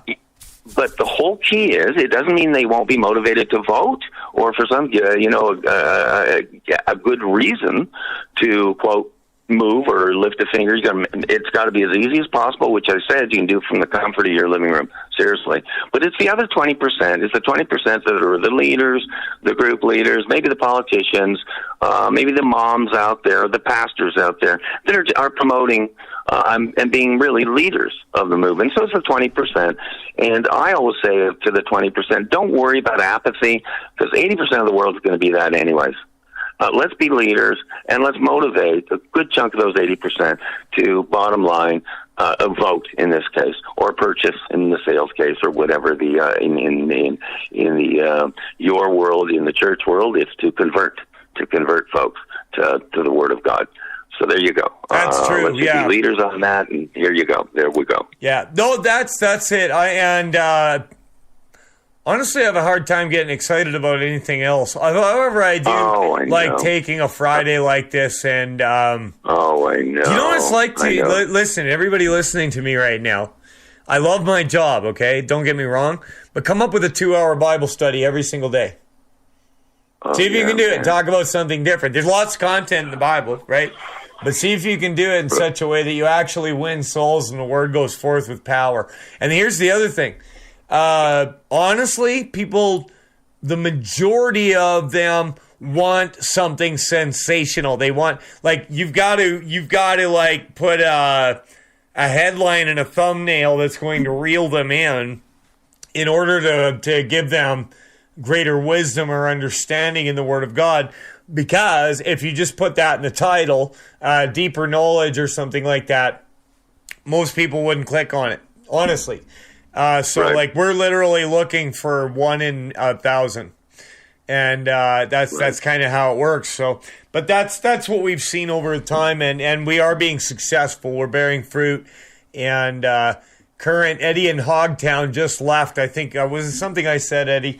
Let's go to our commercial break. We'll be back right after this. Getting into some different topics with Greg Meakin today than what we normally do on the show. We'll be back right after this.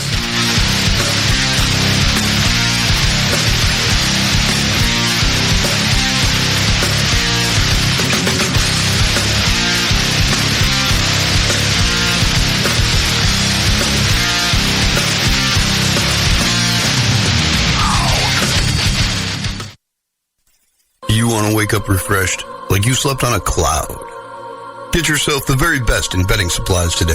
You deserve it. Go to MyPillow.com and don't forget our very special promo code, MOJO50, for incredible savings. At Meakin Designs, we're more than just a laser engraving and specialty design company. Much more. I'm Ron Phillips, co-owner of Meakin Designs, and if you can dream it, we can probably make it. We can custom laser cut and engrave on nearly all material. Great for one-of-a-kind gifts, home decor, business and specialty items, or personalized and logo designs created just for you or your company. Allow us to become your go-to gift and specialty project partner. Meakin Designs can help make your ideas a reality. We're ready to help you design and create that special gift for any occasion or engrave your personal or business logo on just about any product. View our designs at RoMikaDesigns.com or simply email us with your ideas.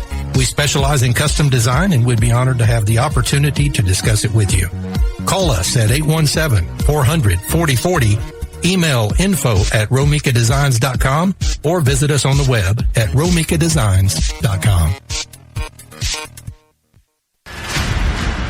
5 major food distributors have suffered explosions at food processing and storage facilities in the last few months. 20 more facilities have been destroyed by fires over the last 4 months. War in Ukraine drags on and holds the looming threat of nuclear escalation. U.S. inflation is officially reported above 8%. Mobs of people are whipped into frenzy by an increasingly unstable class of political elites. We live in interesting times. Political, economic, and financial collapse are all very real threats to our way of life. If the worst happens, make sure you and your loved ones are prepared with emergency food and supplies from preparewithmojo50.com. That's preparewithmojo50.com. Coffee lovers everywhere now have the opportunity to do their part to save the planet with Al Gore's lab-grown coffee substitute. We, here at Coffee Drinkers for Climate Change, believe this is a terrible idea. While man-bun-wearing, soy latte-loving poodle walkers everywhere are in love with the eco-friendly lab-grown sadness water, Coffee Drinkers for Climate Change want to see the sea levels rise. And for New York City to join the lost city of Atlantis, 12,000 leagues beneath the sea. American Pride Roasters, historically great coffee. Every pot brewed is an eco-disaster 100 times greater than the Fukushima extinction level event. So order yours today and do your part to hasten the end of the planet. You don't want to live forever, do you? AmericanPrideRoasters.com. That's AmericanPrideRoasters.com. How dare you? We dare. We dare. Flat Earth, the moon landing, JFK, 5G, Biden won the election. Hey, lovelies, does anyone have any new conspiracy theories? Because all the ones I know have come true. Join me, Ria Bo, here on Sunday Long Live Radio, live every Sunday of the year, 5 a.m. Eastern Standard, 10 a.m. UK, and 9 p.m. New South Wales. I'll see you Sunday. Americanuck Radio. I would say the world's most underrated radio shows. Americanuck Radio. This guy, Mike Filip, is brilliant. I listen to him every day. Love your show. I really do. I'm a huge fan. Thank you for doing what you're doing. Americanuck Radio.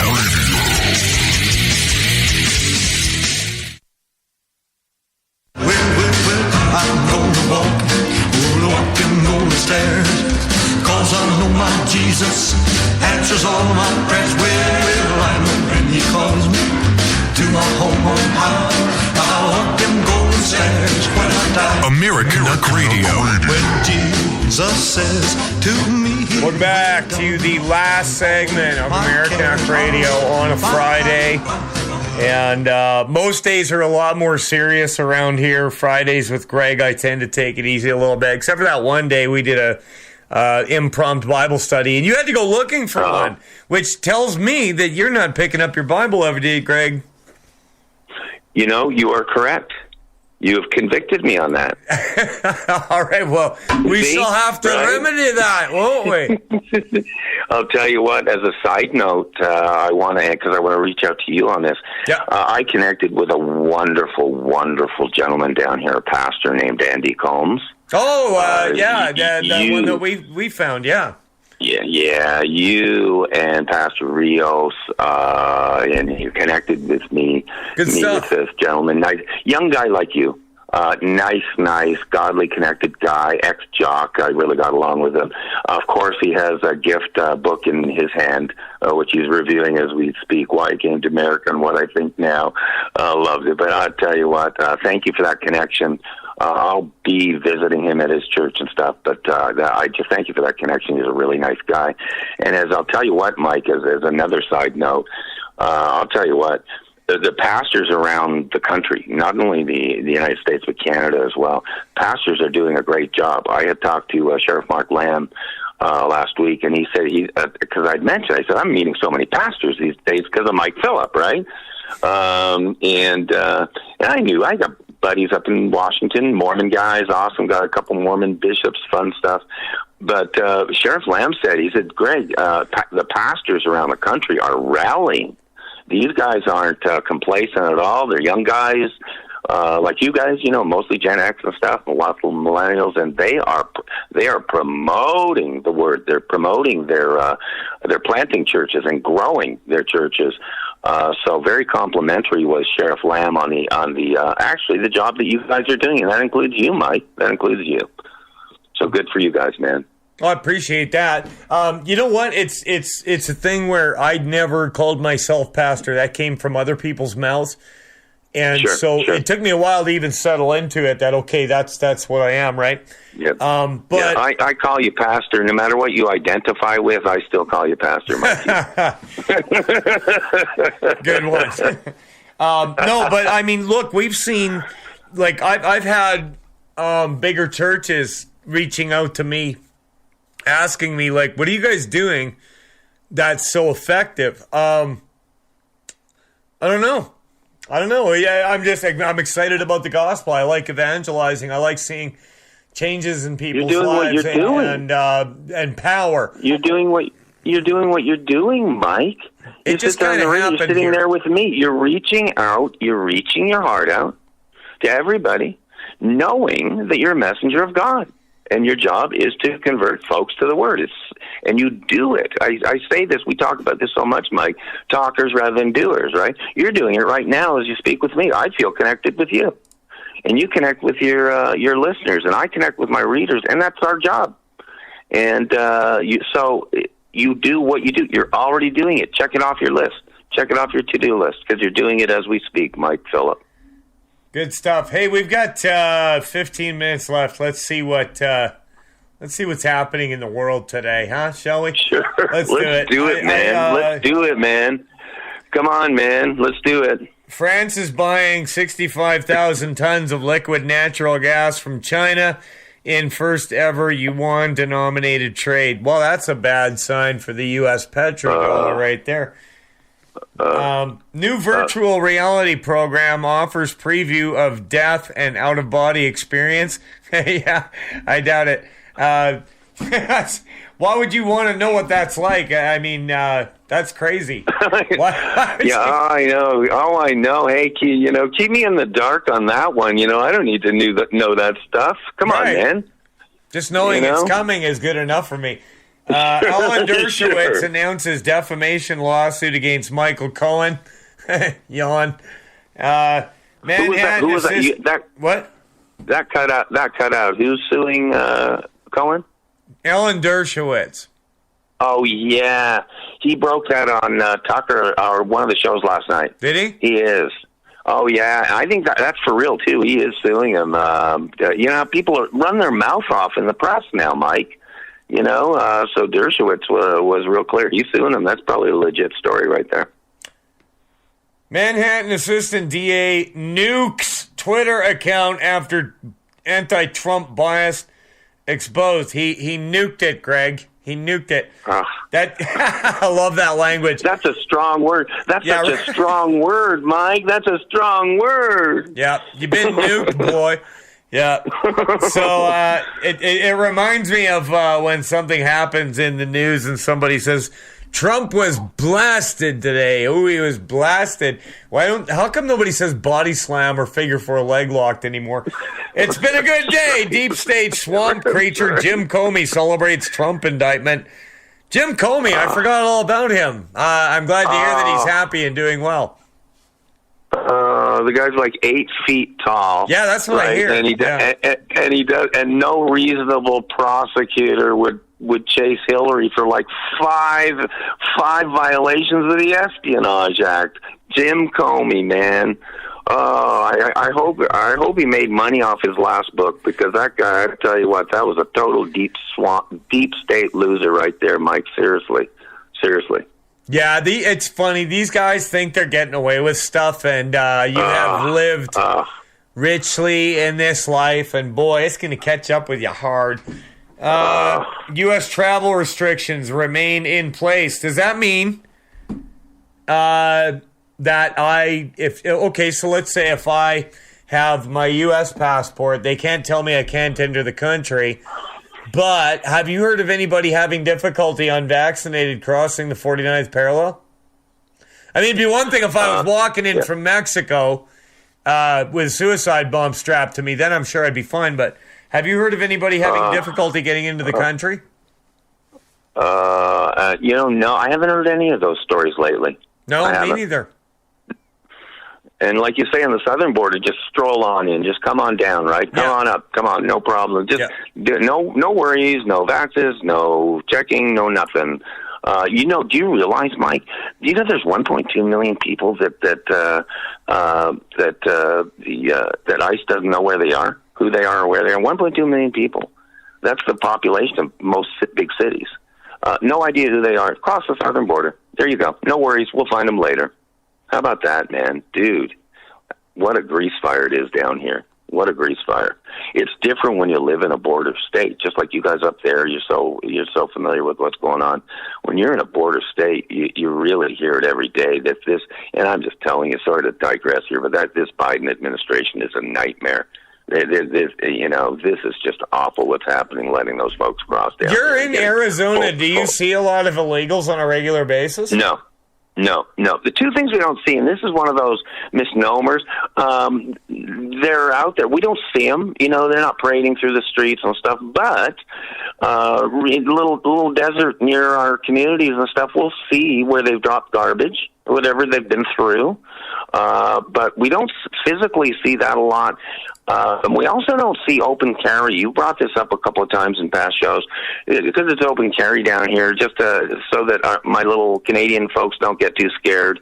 They don't open. I don't see open carry guys down here for the most part. We'll run into them now and then, but it's not like it's a 1 in 50, 1 in 100 kind of thing of people. So it really, just because it's an open carry state doesn't mean that people are. It doesn't mean it's the Wild West or anything. You know what's funny about that is that we don't have open carry here, but it is commonly known that in Edmonton, if you're downtown, you walk by people that are concealed carrying all the time. Oh yeah, yeah, and everybody knows it. Concealed carry. Oh, yeah. Is that pretty easy to get up there? Or I know the background check, but concealed carry now is that easy for you guys to get? It's so to get an open carry, you can. But you have that, like, it's buried in the law in Canada under the Firearms Act, where you have to prove that your life is in imminent danger due to a death threat or something like that. And so, and most people can't get it unless you are a security guard or a Brinks truck driver. Wow. But if you are, say, a provincial judge or something like that, and your life was under threat, then you probably could get an open carry or a concealed. There is that provision, but it's not easy. There's a lot of application process. But I know this for a fact. I haven't done it, but if I wanted to, I could go into Edmonton and procure a handgun anytime I wanted through illegal channels. I know that I could. Right. And my brother lived on White Ave. He said they heard gunshots just about every night, more than one. Oh, sure. Yeah. Well, it's the thing that bugs me, the Trudeau's gun grab, because it is a gun grab, that he introduced a while back. And what bugs me the most about that, Mike, amongst everything, because I'm a total First Amendment guy, Canadian peacenik, but a Second Amendment guy, big time. But what bugs me about that was the grandfathering issue, because there have to be a ton of guns in Alberta that are grandfathered in from either previous generations or, like I say, owned before these really restrictive times. And that grandfathering thing, where there's no such thing as passing them on in an estate, you got to turn them into the government, right? If you die off. That really bugged me. Because obviously it's trying to eliminate guns by attrition. But that truly taking out the ability to pass something on in your estate to your family, that's almost a cultural thing, That bugged me a lot, Mike. Just as a side note, just to digress, got more headlines here, I'm sure too. This has been fun today, man. The thing is, but like with that gun grab, they keep setting a date as to when it's gonna, they're gonna require everybody to come and turn them in, but they keep kicking that date down the road. Like they just did it recently again here to where, okay, everybody, we're gonna put it ahead 6 months, but then you got to turn them in. Well, they've done it like 3 times now. And the other thing about that whole thing, there's no way that they did not know that the lockdowns and the pandemic and all that was going to happen, because they had that legislation or the order in council ready to go as soon as the lockdowns hit. And that's when they released it. And I've talked to a lot of people that are experts on these things, and there's no way that they could have drawn up that legislation as fast as it came out when the lockdowns hit. So, they had prior knowledge that somebody was going to get a respiratory disease from a bowl of bat soup in China.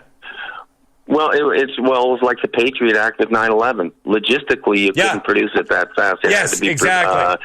It's like Joe Biden, 63 executive orders the first week, Mike. He had a stack of executive. He didn't even know what he's signing. Is there an element of that? You betcha. And I'll tell you what, it bugs me. It creeps me out to know that. To know this stuff, that there indeed is stuff working behind the scenes that's ready to go. It's definitely kind of, quote, new age movement, globalism, whatever you want to call it, liberalism, whatever it is. But it bugs me that there's such a quote, industrial complex behind the scenes, producing all this stuff as we speak, including documents, forms and laws and stuff. We saw it. We saw it with the Patriot Act. So I'm happy you brought that up. That's a big issue for Americans and Canadians to be aware of, man. That's scary stuff. Well, if you didn't have the Patriot Act and the ability to lock the border down, they wouldn't have been able to do it during the pandemic. That was all steps that you would have had to have in place. And what else did they have? They had the hoof and mouth disease thing. They had the right. Sure. Remember when you had to take your shoes off and stand on the mat, right, in the airport? Sure. So there was. Sure. I'm gonna tell you what. I'm going to challenge just from all we would say. Okay, what do we do? What do we do about it? I'm going to challenge all U.S. senators down here, Mike. Because there's a little bit of political activity down here. Do you think heading towards 2024? But I'm going to challenge any U.S. senator really fiercely to lead the way to repeal the Patriot Act. Gordon Kessler, I think Gordon Kessler brought this up vis-a-vis Carrie Lake. That Carrie would have been a perfect person to take that mantle, because I'll tell you what, if you're a U.S. senator and your goal is to repeal the Patriot Act, get ready for the pushback, right? But it's time to do something really, really strong to put our foot down and say, the Patriot Act was totally responsible for the Trump surveillance. 2 or 3 different properties, Trump surveillance, it happened. It happened that he was surveilled in Trump Tower and his residence and so forth. So this has got to stop, and it can stop, at least start to stop, the beginning of the end, or end of the beginning of whatever Churchill said, with repealing the Patriot Act. So I encourage, as 2024, as we lead up to 2024 and we ratchet things up, I encourage a U.S. senator with courage to really lead the way to repeal the Patriot Act as it sits, Mike. That's at least a step in the right direction. Well, and even those guys sitting in jail from January 6th, that was anti-terror laws and right? Dude, they're political prisoners, everybody, and don't give me any other word. This guy with the horns, right? we followed this guy for years. Yeah, but he was in there for over a year. Yeah. And what really bugs me is we're starting to get towards the end of the show. What really bugs me, I thought when Tucker Carlson released that tape, obviously it was a catalyst to get this kid released. What a joke that was, Mike. But I thought that was really going to open the kimono of January 6th, and it stopped after that first presentation by Tucker. And that really bugged me, because I thought they were going to really roll them out, and I'm hearing from my sources, that Fox was deluged with lawsuits, of course, whatever, but it kind of bugs me. I thought, did Tucker actually get censored too? I'd like to hear his point of view on that, but I haven't seen any of those. Of 14,000 hours of videos, we only saw that one night with Tucker. Doesn't that bug anyone that we didn't see anything more? Well, they're talking about releasing them all. Kevin McCarthy is talking about releasing them. They're saying, though, that they want to go through them and get rid of any that pose some kind of a security risk, like whether or not they're whether or not they're going to do it. But you know what? This brings us to another point, and I know that we're running out of time. Those guys walked into a trap. That much cannot be denied. They walked into a trap, and I knew that day. I remember I had just gotten off air, and Trump was making his speech on the lawn, and that's when the tear gas started flying and things like that. And I thought to myself, there's something real wrong with all of this. Something real. There's no way. And I'm sure I would have thought this if I was there. Do not walk into that building. That's stupid.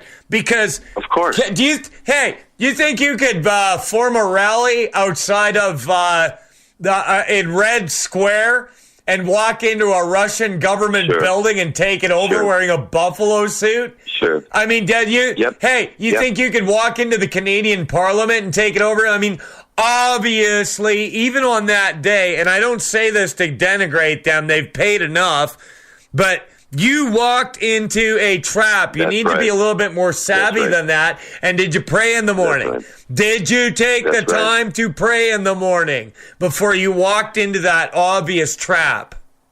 That's right. And no man, the story is really, there's a deep, deep story about the lack of security and all that stuff, and Nancy Pelosi's role and all that stuff, and the pipe bomb diversion and all that stuff. But what you just bringing up, Mike, is what we've talked about so many times. It's called situational. It's a bad situation. A bad situation to cross the threshold and go into a government building, just like crossing the threshold of a dorm room with a drunk girl. It's a terrible idea. Yes, that's a good comparison. Bad situation. So even if Ray Epps, who I still think is guilty of sin, Greg's opinion. I think he's contracted by the FBI, Greg's opinion. But even if he was leading me in bad situation, thanks, Mr. Epps. No thanks. No thanks. I had a Fed try to talk me into something outside of a Border Patrol station one time. I had a Fed. Oh yeah, I was at a Border Patrol station. They were searching my car because I had a shotgun in it. And I was standing outside. This is 10 years ago. I was having a cigarette. And this guy comes from out of nowhere and asks me why I'm out and why I'm here. And I told him because they're searching my vehicle because I had a shotgun, which, I'm a U.S. citizen. I have a Second Amendment right there. Here, I have a gun license. So, and he says to me, you should have shot every single one of them right there. And I looked at this guy, and I looked around. I'm at a Border Patrol station. I know there's cameras. I know there's microphones. And I said, in a semi-loud, firm voice, I would never shoot anyone. I do not advocate violence. At which point, he went into an employees-only door. So I have had feds try to set me up. And you got to have some smarts. I mean, get real. You shouldn't have walked into the building. And I don't say that to rail on them because they're paying a heavy price, but get real. Come on, you walked into a trap. Patriots, don't walk into an obvious, stupid trap, no matter what Ray Epps. Get real. Right. You thought that was a good idea? Seriously. Greg, we got to go. Tell everybody where your website is. Where does the time go again? GregMeakin.com. That's GregMeakin.com. All my stuff's there. All my bio's there. Do go to Alberta51vote.com. Alberta51vote.com. We're done. Our time is up. Thank you for listening to Mojo-50. This is the seditious, rabble-rousing, liberty-loving, home of fun, entertaining, and compelling talk. Mojo-50. 50. 50. 50. 50.